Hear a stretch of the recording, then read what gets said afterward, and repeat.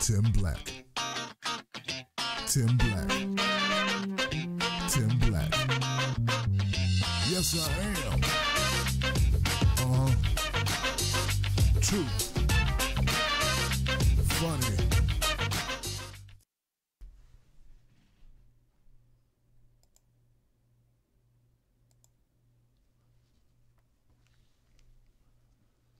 Model and actress Kim Porter, who shared 3 children with musician and entrepreneur Sean Diddy Combs, died Thursday. A representative of the Combs estate told CNN. Kim Porter was only 47 years old. Porter and Combs were a couple for more than a decade. Until 2007, they had twin daughters and a son together. Porter also had a son from a previous relationship. News of Porter's passing elicited heartfelt condolences from across the internet and the entertainment industry. Kim Porter, gone too soon, our condolences.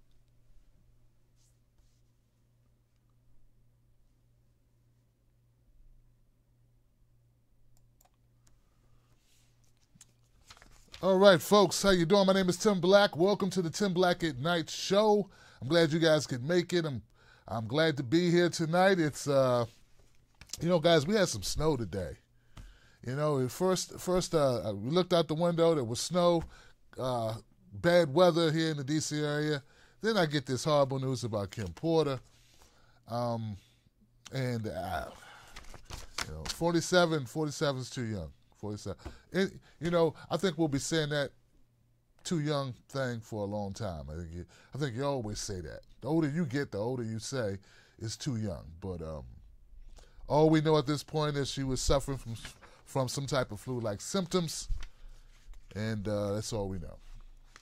So my condolences once again to the family and friends of Kim Porter. I'm sure that many people are devastated today. All right, guys, so I got a lot of news I'd like to get to. If you guys are up for it, you'd like to, be filled in on what happened today while you were at work or while you were busy doing whatever you're doing. I've been covering the news. So let me give you some of that stuff right about now, guys. Booyah, booyah, booyah. So we got stories about the battle in Florida. New news about that. New news. Did I say new news? I said new news. We have Michael Avenatti.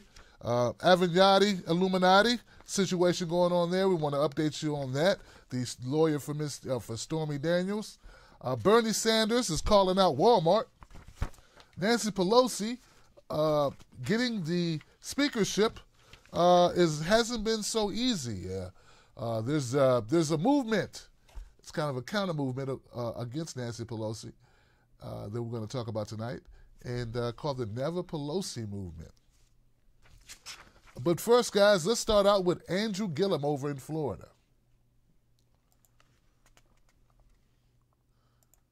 Booyah, booyah, booyah.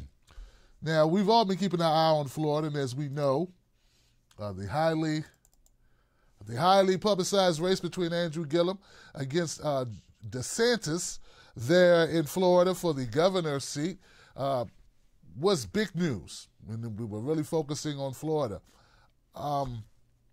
And I guess based on the polling data that was coming out, a lot of us thought that Andrew Gillum was going to win that race. But turns out at the end of the night, DeSantis was up. And this was even with the backing. Like, Andrew Gillum had a lot of support. He had Bernie Sanders come out. He had President Barack Obama also came out. And many notable celebrities. I know Sean Diddy, he came out there to support, did a rally for Gillum just before the election day. So Gillum definitely had star power and the power of the Democratic Party behind him. DeSantis, though, he had Donald Trump. And as we know, Donald Trump did win Florida. So initially, Andrew Gillum had conceded and said, okay, he came out, he gave his concession speech, and he said that DeSantis had won. But shortly thereafter, he unconceded and said he wanted to make sure that all the votes were counted before conceding. So here we go today. We got an update on what happened here. Andrew Gillum loses Florida. Loses the Florida governor race to GOP's Ron DeSantis following a machine recount. Now, this is all based on if you believe those damn machines. Gotta believe the machines for this to matter to you, but based on the machines have done the counting, and the counting is as follows. Andrew Gillum, Florida's Democratic candidate for governor, has lost his historical race to Republican challenger Ron DeSantis following a machine recount of all the ballots in the state, as reported by USA Today.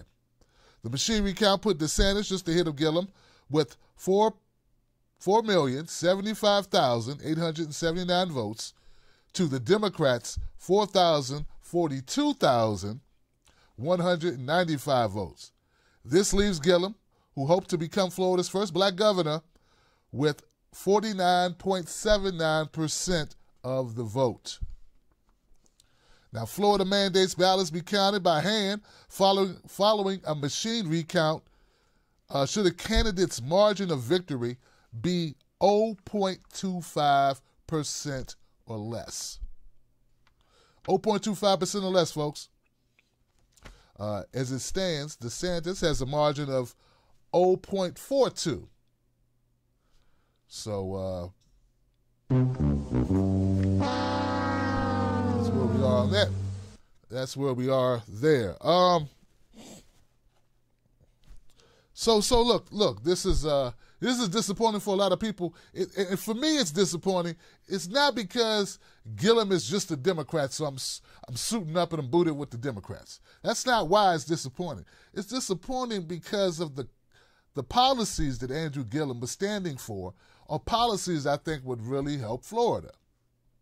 That's the reason why you should support anyone, is what they say they intend to do for you.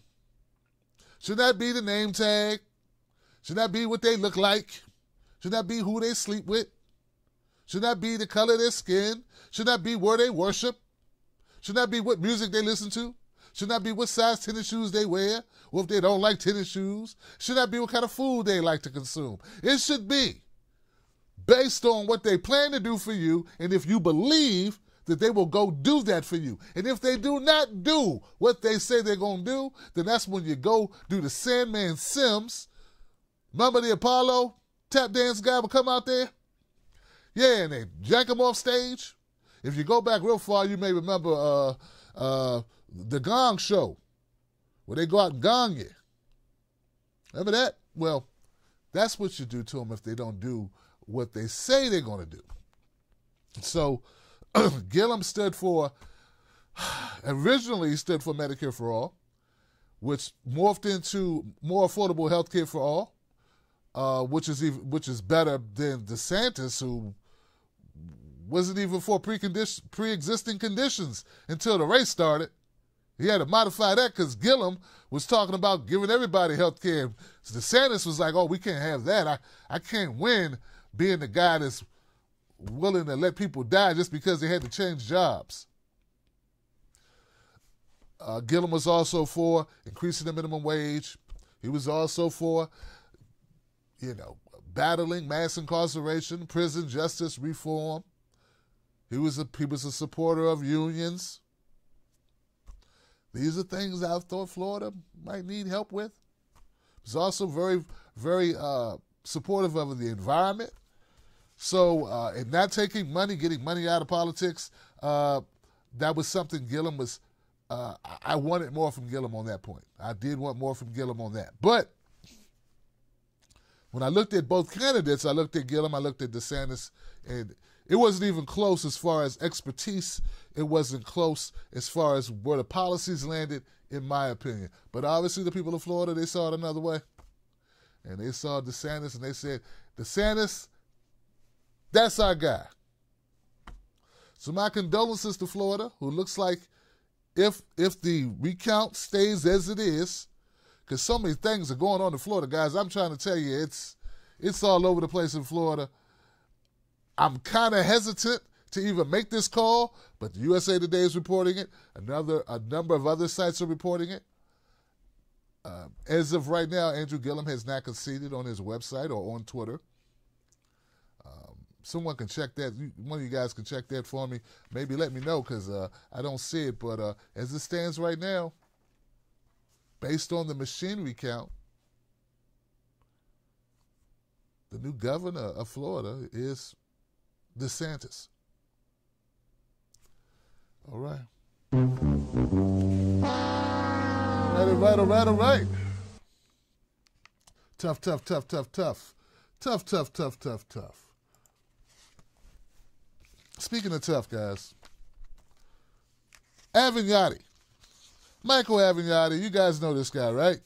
If you have a TV, if you have cable, if you watch any cable news, any corporate cable news, I'm sure you know who this guy is. This guy is Michael Avenatti. He is the lawyer for Stormy Daniels, the porn star who said she slept with Donald Trump and then she was given money to not tell anybody. She didn't give back the money, but she told everybody, especially Avenatti. Well, Michael Avenatti, as reported yesterday, that Michael Avenatti had been arrested for domestic violence, which included injuries to an unknown woman whose name or identity had not been disclosed. This came as a big shocker because many people were talking about Michael Avenatti being a potential candidate in the Democratic primary here in 2020. In fact, some people, such as Bill Maher, on Real Time with Bill Maher with the Real Timers, they were saying that Avenatti was the Democrats' best shot. Gotta go with that guy. That guy's tough, man. He called out Trump on Twitter and everything. He'd be tweeting harsh just like Trump. That's exactly what the world needs, but the country needs is somebody who's willing to take on Donald Trump. Now, I've always been hesitant about Michael Avenatti. I needed more than that. Hell, I can tweet. What that mean? I can tweet, man. I can tweet some tough stuff. What that mean? Come on, Bill. Come on, Bill. You moderate liberal. Get it together. So anyway, guys, so we were all kind of stunned. I was stunned, though, because I don't know. That's because I don't think a guy should become our president because of his tweeting skills does not mean I think he beats women. They don't. But that's what they were reporting that he was arrested for. So last night before we went to Showtime, Michael Avenatti, he was released on bail and he made a statement. He spoke. He said it was all a fabrication. Not just a fabrication, a complete fabrication. All right? He said he did not put his hands on a woman. He would not put his hands on a woman. He would never do that. He loves his children. He's an advocate for women.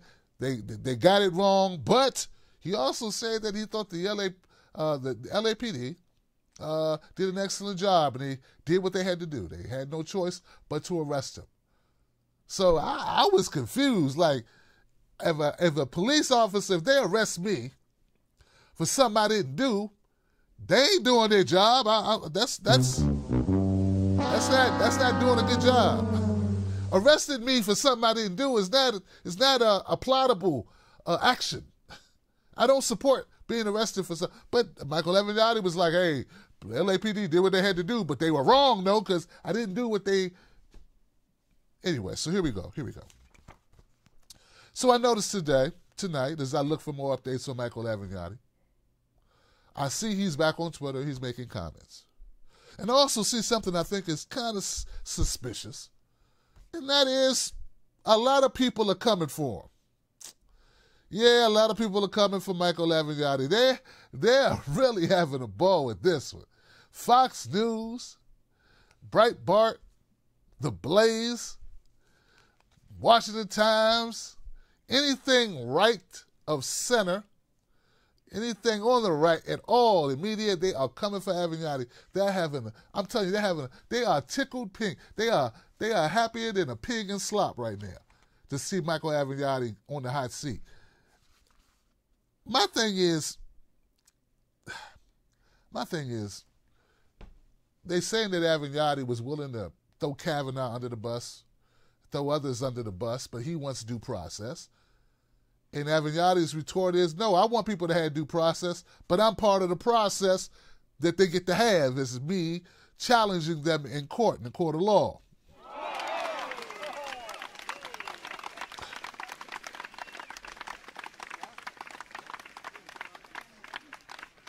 Well, Michael Avenatti, he lashed out on social media Thursday, suggesting that the incident was a setup to ruin his reputation. First Mueller and now me.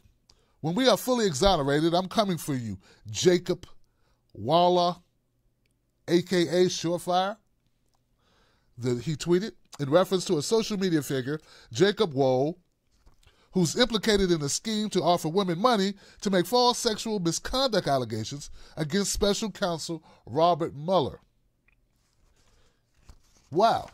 Now, I'm telling you guys, when I was reading the remarks that Avenatti made last night at the press conference after bailing out, $50,000 bail he bailed out, he was saying how he felt he was being, someone was trying to take him down, that they were trying to stop his work, is what he said in a statement. So I'm looking at this and I'm like, you know what?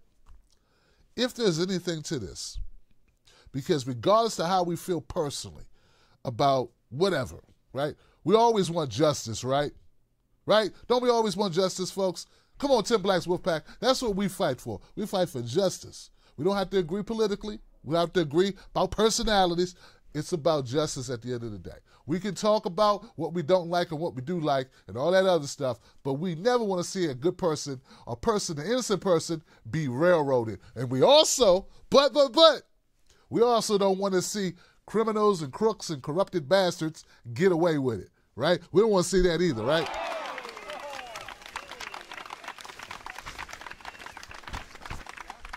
It's just whenever I see people jumping up and down really happy that somebody's life is turning upside down, it's just hard for me to pile on that. Now, unless I know you are corrupt, unless I know it, I can't go with it, guys. See, we have to have some form of ethics, guys. Here on the TBTV, Tim Black TV, TTL Media, we got to stand with ethics. And just because I don't think he should be president doesn't mean I think his reputation should be ruined. Now, Avenatti, man, he's got to answer for who he is. I have to answer for who I am. You have to answer for who you are. The woman who pressed charges against Avenatti, I would love for this woman to come forward. She would get a long press run. Everyone would have her on TV, and we should have the opportunity to hear her out. Now, his ex-wife says she's not the woman. She has no idea what we're talking about or what the media is talking about, who was saying that he physically abused a woman. It's not his ex-wife. She came out, she said it wasn't her. She hasn't spoken to Michael in some time, and he has never been physically violent to her. So that's what was stated. What I will do, folks, is I will keep you up to date with this story. I'll let you know what it is, and whatever we find out is what will be reported, because we don't play for teams here. The only team we play for is the truth team. Truth. All right, guys. Give it up for that. Thank y'all.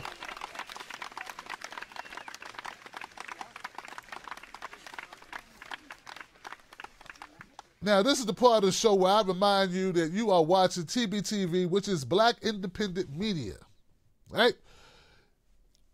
This show is not owned by the DNC. It's not owned by the RNC. It's not owned by Rupert Murdoch. I don't get kickbacks from any entity, the Koch brothers or Soros, and none of that.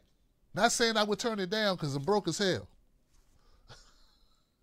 No, I don't want that. I don't want them type of problems, man. I don't want them type of problems. What I'm saying, guys, is when you support this show, you support independent media from a black perspective, a black progressive, independent, strong perspective. So what I want you to know is, well, you know how people complain? They complain like, hey, we can't believe none of this news. All these fake-ass people, they just lying for the Democrats, or all these fake-ass people just kissing Trump's ass. Well, we don't do that here. We don't do that here. So you have just stumbled upon an entity that does not do that here. All right? The door is open for anybody who wants to come in and become a member of Tim Black's Wolfpack. We do not carry water for any political party. But we will call out Trump when it's time to call out Trump, and we will call out Nancy Pelosi and the Democrats when it's time to call them out. And oh my God, that's our next story. Nancy Pelosi. Let's do this, y'all. Let's do this.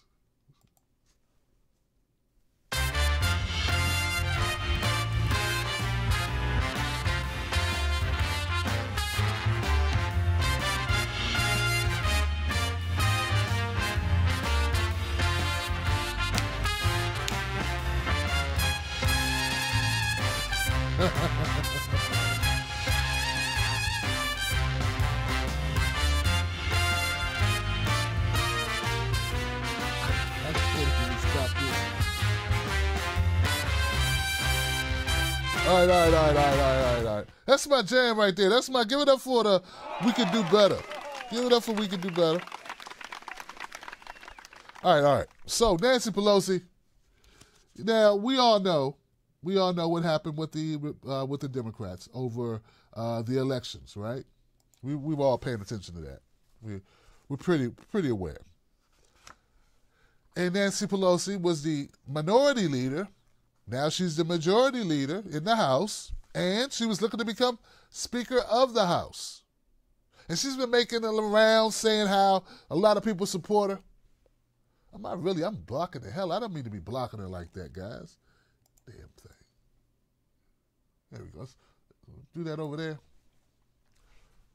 This is too much going on, man. Let me come over here, guys. This looks crazy. All right. So check it out.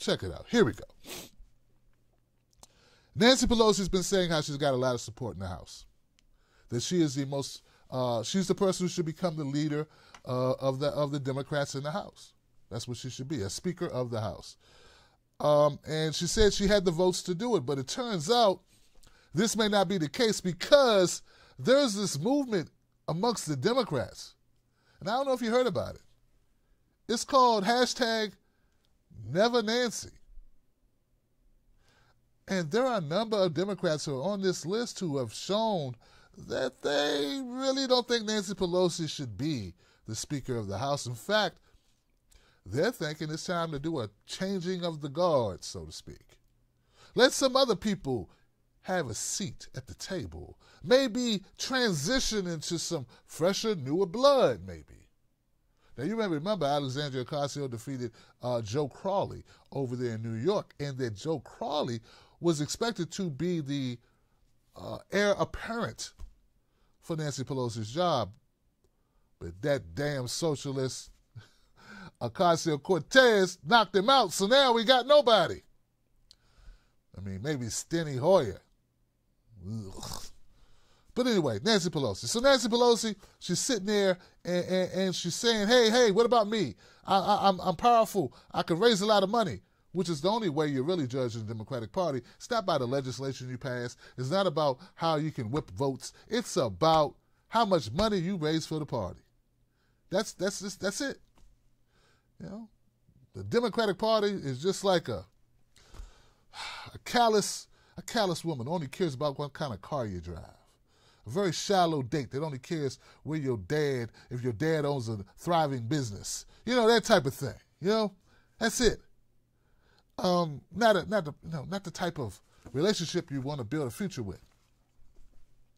So, I got a couple articles here. One of them is Never Nancy, revolt brewing against Pelosi as rebellious House Dems refuse support for her speaker bid. They call it a revolt inside the Democratic Party. Now, as I was looking into this article, I said, like, who are these people that have the courage to go against Nancy Pelosi? Turns out there are a number of people. Let me give you a couple names. Tim Ryan, Democrat out of Ohio. Seth Moulton, Democrat out of Massachusetts. Kathleen Rice, Democrat out of New York. Ed Perlmutter, Democrat out of Colorado. I guess these are all Democrats. Let me just name them. Kurt Schrader, Philemon Vila, Stephen Lynch, Marsha Fudge, Bill Foster, Brian Higgins, Linda Sanchez, Jim Cooper, Representative-elect Jeff Van Drew, Representative-elect Joe Cunningham, Representative-elect Max Rose, and Representative-elect Anthony Brindisi. Brindisi, okay? Give it up for that.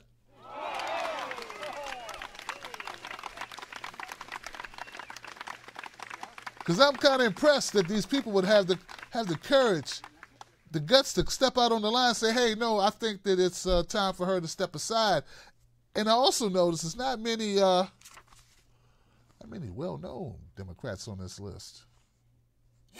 I mean, I'm not saying, look, guys, I'm not trying to disrespect. I'm just saying, like, where's I don't know, all the well-known, like, Democrats that could be on this list.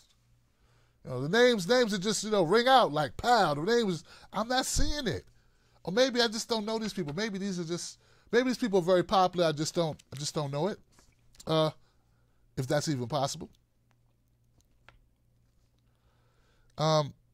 Anyway, someone here, this is a quote. It says, I think we need new voices in Congress at all levels from all the new members who are going to be arriving to the highest levels. I can see how that makes sense.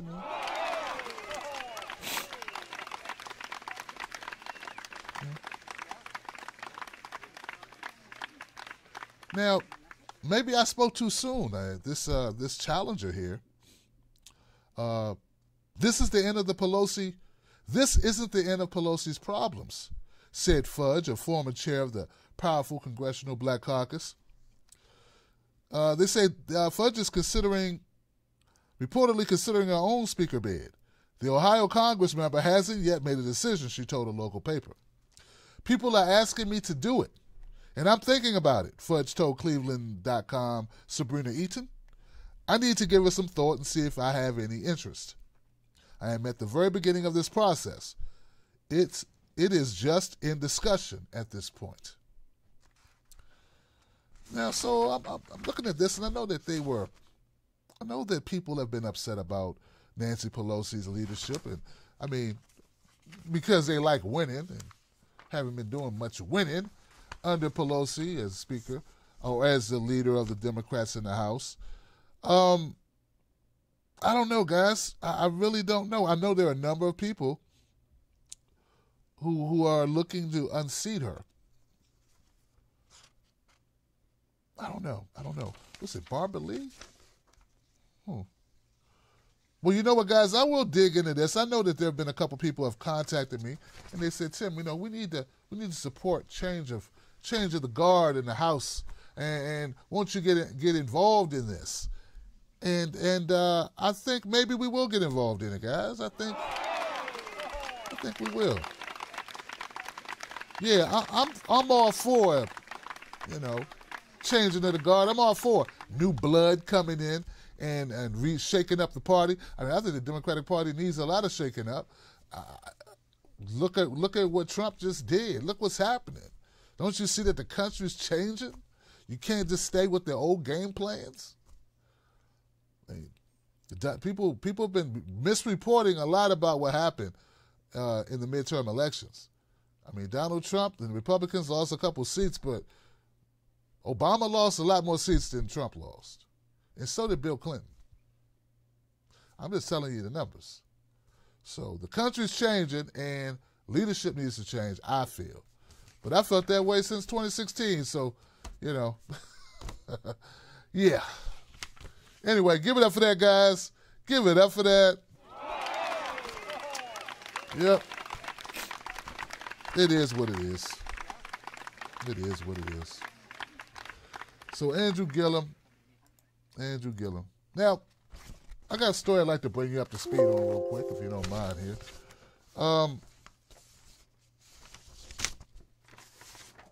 Julian Assange, guys. Now, one thing that bothers me, One thing that bothers me about the Julian Assange film, I was right. One thing that bothers me about Julian Assange, and if anybody out there who doesn't know, Julian Assange is a damn journalist. He's a journalist, and he's not a spy. He's not a hacker.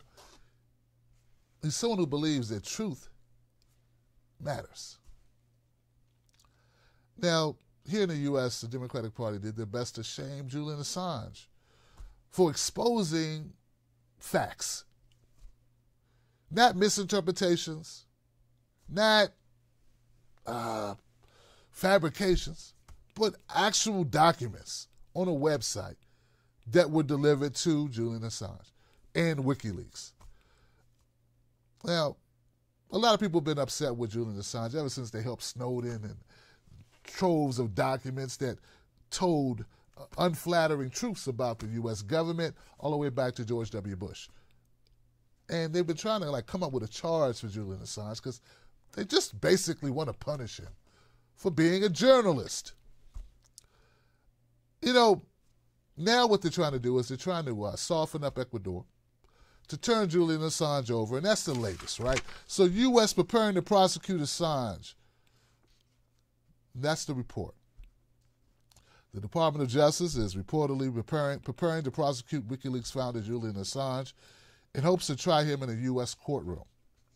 The Wall Street Journal reported today, citing people familiar with the matter, that prosecutors have been discussing different charges to level against Assange and how to bring him back to the U.S. Ecuador granted asylum to Assange back in 2012, and he has been living in that country's embassy in London ever since. However, Ecuadorian President Lenin Moreno, who was elected last year, has reportedly soured on Assange. If Assange were to be sent to the U.S. to stand trial, it would not be a legitimate trial. You do understand. They will railroad this man and put him in prison, maybe for the rest of his life. So I have a huge problem with that. But I also have a problem with the fact that he has to be holed up in the Ecuadorian embassy to begin with. Julian Assange did not destroy the U.S. elections. Julian Assange did not hack the DNC. Julian Assange is just a journalist with a website. It is called WikiLeaks. If you have a problem with the truth, maybe you shouldn't lie so damn much. If you have a problem with people finding out what you said behind closed doors or in private emails, maybe you shouldn't have said it.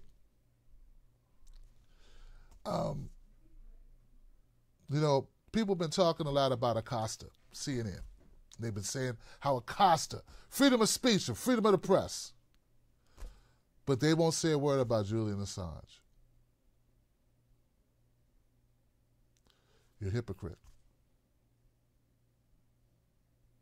That's what you are. If you are all bent out of shape about Acosta losing a hard press pass for the White House, but you are no problem at all with Julian Assange being holed up in an embassy for 6 years, away from family, friends, medical treatment, you're a special kind of hypocrite. Julian Assange deserves freedom. And what the U.S. is trying to do is punish him for being a journalist. Something the world needs more of, not less of. So I support Julian Assange for the reasons I just laid out, because I think truth is more important than anything else. And whistleblowers lay it all on the line. What does Acosta lay on the line? Nothing. All right.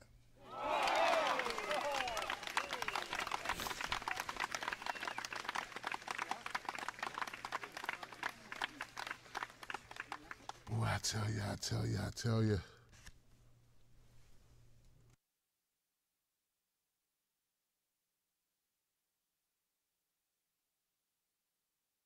Yeah. Okay. Now, folks, let's move on. If you're still here. Someone else I respect, I respect this gentleman here. Got to keep moving my chair, blocking people. How many people know this guy? Yeah, that's our friend Bernie Sanders. That's who that is. It's Bernie Sanders. And Bernie Sanders recently, he took on Jeff Bezos. Right? Amazon. Said the Amazon, why are we subsidizing Amazon? Freaking Jeff Bezos won't even pay his workers a fair wage. So then Jeff Bezos said, okay, Bernie, we'll raise wages. We will raise wages, but we're going to cut some people off.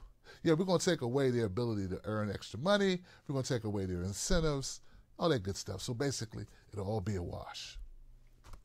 I got a feeling that that's going to come back to haunt Jeff Bezos because I think Bernie's not done with you, and neither is the public. Well, not Jeff. Bernie Sanders has a new person or a new entity. And it's really not new because when I had Rokan on the show and they were talking about the Stop Bezos Act, which is the stop the freaking corporations from taking advantage of the American people by using subsidies, getting government subsidies, which is free money, avoiding paying taxes, and then not taking care of their workers. The Bad Employee Zero Out Subsidies Act. That's it. Well, just out today, I've read this article. Bernie Sanders unveils the Stop Walmart Act. Stop Walmart. That's right. Sanders on Thursday introduced a bill titled the Stop Walmart Act that would prevent large companies from buying back stock unless they pay all employees at least $15 an hour. I'm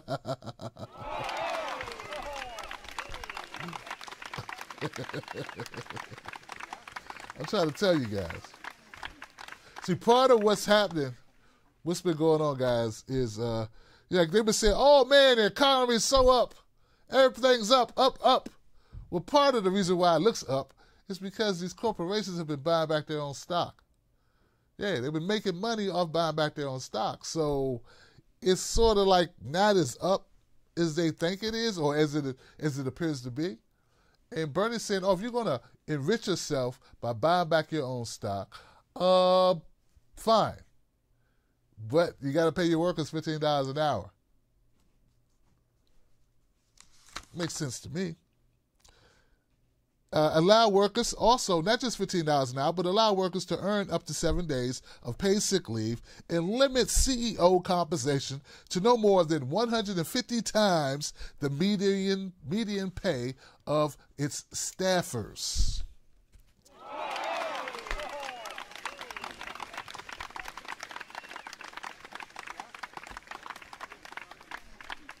That sounds crazy to y'all. A CEO, the limit is 150 times what you pay your median employee. Not even your lowest paid employee, your median salaried employee. Oh my God, I can drag myself out of bed for less than, $2 million a day. So anyway, Bernie calling Walmart the poster child for corporate greed. Sanders noted the poster child for corporate greed. Sanders noted that the company made $13 billion in profits last year and paid CEO Doug McMillon more than $22 million, or 1,188 times the typical worker who earned $19,177 a year. Booyah! Booyah! Oh my God, y'all. Meanwhile, we give them subsidies.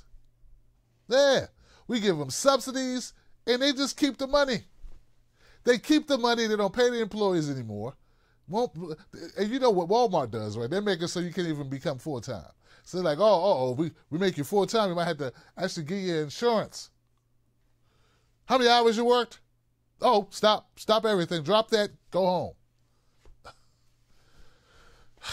Guys, I understand people have a knee-jerk reaction to defend corporations because they say, it wasn't for these corporations, where would the workers be? But you realize that workers if you leave it up to corporations, they have children as little as 5 years old working in factories.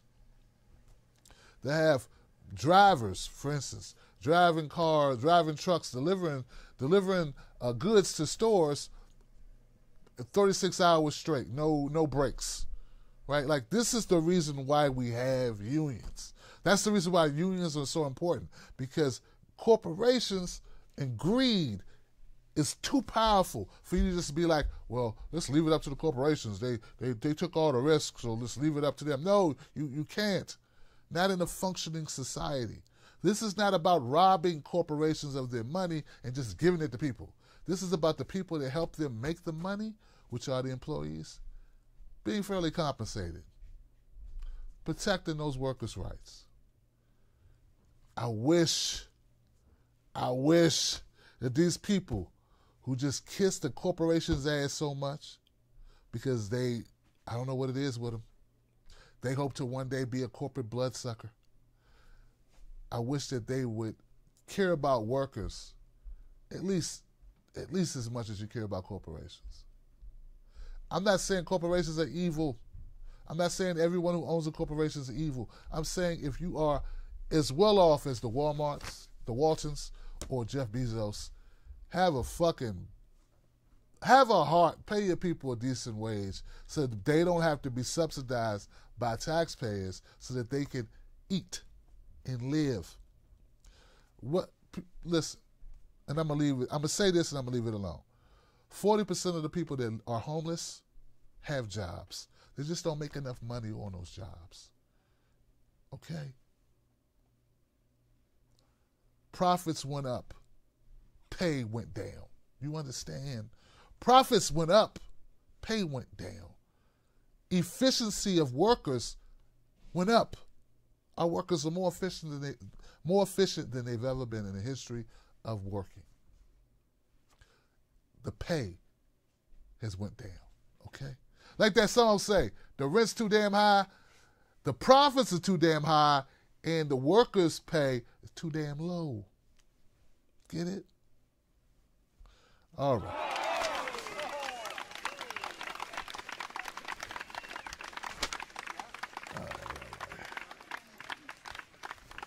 Lord. All right, Nancy, I gave you a rough time. And you know, like, I don't know what's going to happen with Nancy. But I do know, someone sent me this. What you see here are people helping people. What you see behind me are people helping people. It's going on in Kansas City. What they do is they go around and they give out food. They give out food to people that are what? Hungry. People that are hungry who need food. This is what they do. These are just volunteers giving friends food, helping people that they care about. Well, for some reason, that's a violation because they said, hey, you can't give people food because those people might get sick if you give them food. So they got to sit out here and not eat because you can't be giving them food. We got to protect them. Will you feed them? No, we won't feed them. So if I give them a burger, I'm putting them at risk. And your solution to keeping them safe is not giving them something to eat. Oh, damn that. Damn that. Just damn you, damn that. Screw that. That don't make no damn sense. Look, I'm going to be honest with you guys. Have you ever been so hungry that you would just eat from somebody you didn't know who just walked down the street with some food and said, here goes a sandwich? To be the person that would take a sandwich or take a meal from someone you don't know means you need it. Get it? Like, the people that they're giving food to obviously need it because people don't accept food, prepared food from people unless they need the food. Like, who would do that? Like, come on, guys. All right. It don't make sense. Then this story gets worse. Listen to this. The Kansas City Health Department defends pouring bleach on the food meant for the homeless. Not only did they stop these good people from giving food to fellow citizens who agreed, hey, I want it, thank you. Oh, I'm not selling it, so you're not paying for it. If you want it, you can have it. You don't have to take it. If you want it, you can have it. They not only stopped them from giving out the food, when they saw them with the food, you know what they did? They poured bleach on the food so they could not give the food to someone else. Because they could stop you from giving out the food, right? But they said, in case you're going to take the food and give it to someone else, we have to pour bleach on it because we want to make sure that no one eats the food that you're giving. And now, guys, the Kansas City Health Department says, hey, that makes sense. It makes sense. We can't have people getting food. Now, if those same people go dig in the trash and grab an old sandwich or an old slice of pizza and then get sick, that's fine. They don't care about that. But if you give them a sandwich, and the same risk that they're taking if they eat out the trash can, but if you give them a sandwich, somehow that's a problem. Like that's you got to throw bleach on that. See, what I'm trying to tell you is it don't make any damn sense. All right, so this is what the health department said. The city claims it merely wanted to ensure no one could get sick eating the food. Out of fear of a possible E. coli or salmonella outbreak, Missouri Health Department officials poured bleach on food that was prepared for homeless people in Kansas City by volunteer group Free Hot Soup KC. The group planned to distribute an assortment of sandwiches, home-cooked chili, and soup on November 5th at a park.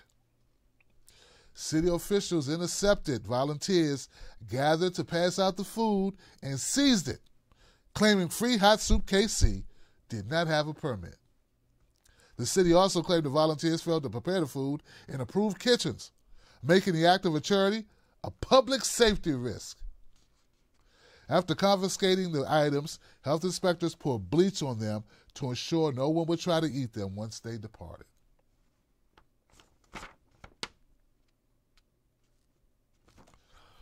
Kansas City Mayor Sly James also agreed with the health department after he learned about the incident. He tweeted, "Rules are there to protect the public's health, and all groups must follow them. No exceptions." Members of the Free Hot Soup KC believe the department didn't destroy the food in the name of safety, but in the order to discourage homeless people from gathering in public spaces.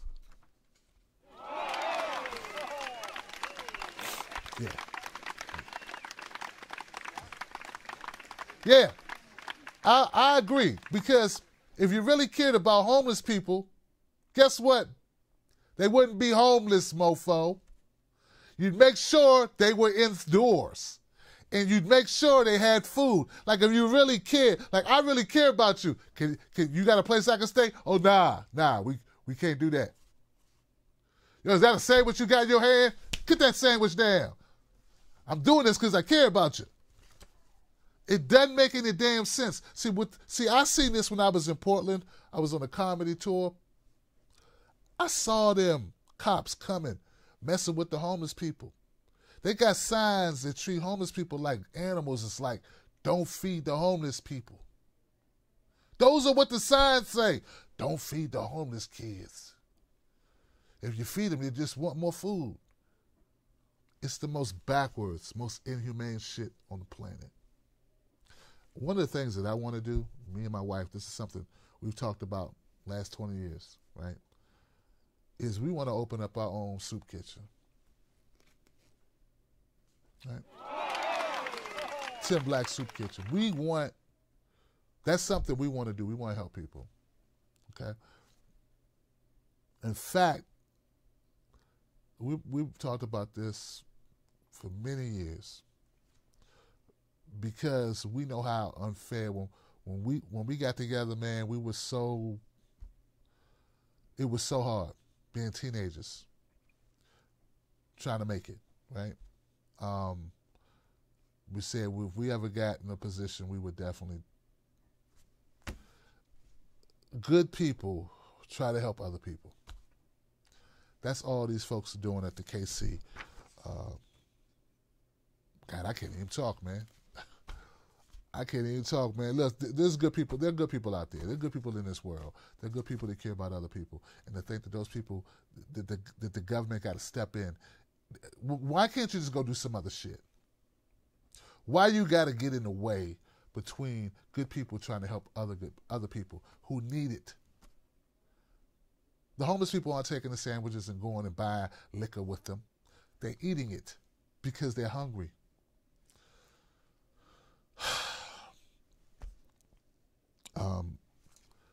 They don't want homeless people on their streets.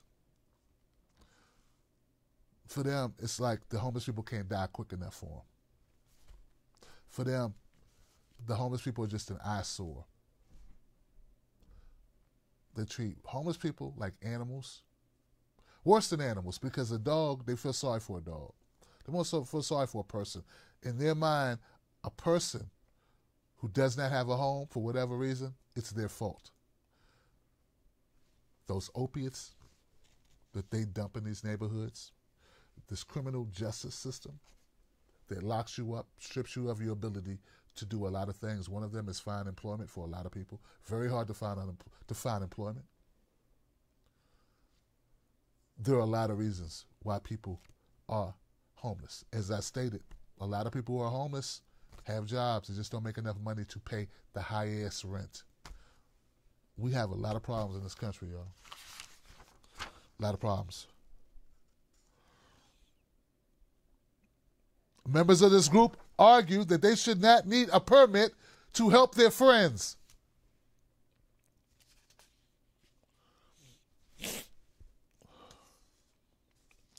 Said, this is scaring all of us, said Terry McGaugh. We're not an establishment. We're not a not-for-profit. We're just friends trying to help people on the side.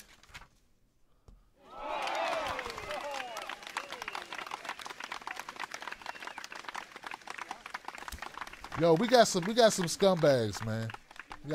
We got some backwards rules and laws on the books, man. Some backward rules and laws. We're not talking about somebody with a for-profit restaurant who don't have a adequate kitchen. Of course I want them to have an adequate kitchen, y'all. Who wouldn't want the restaurant to have adequate kitchen? But this is just people showing up with food and handing it to people. This is not an establishment. They're not making money. Of course, it's gotta, come on, we gotta be, some fucking common sense here would be nice, man. Come on now. We're talking about regular people.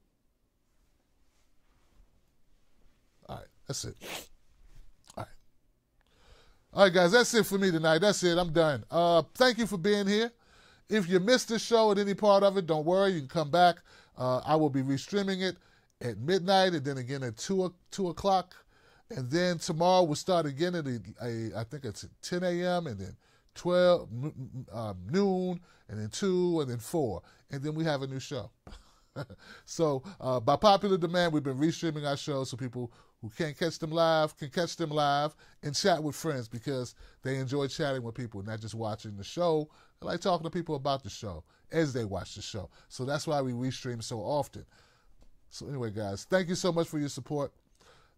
Help a friend.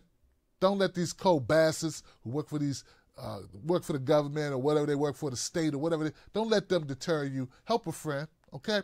Help your friends. Help people. Buy a brother a sandwich. Buy a sister a soda, a drink, a cup of coffee. Help someone find a place to stay. We need more compassion. That's what we need.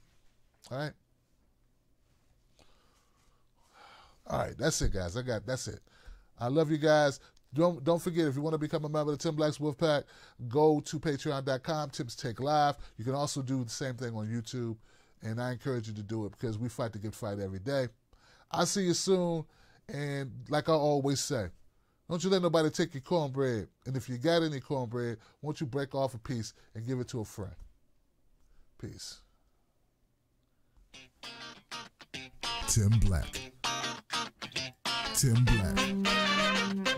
Tim Black. Yes, I am.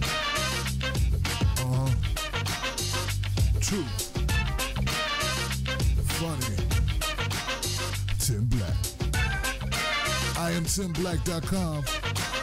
Tim Black.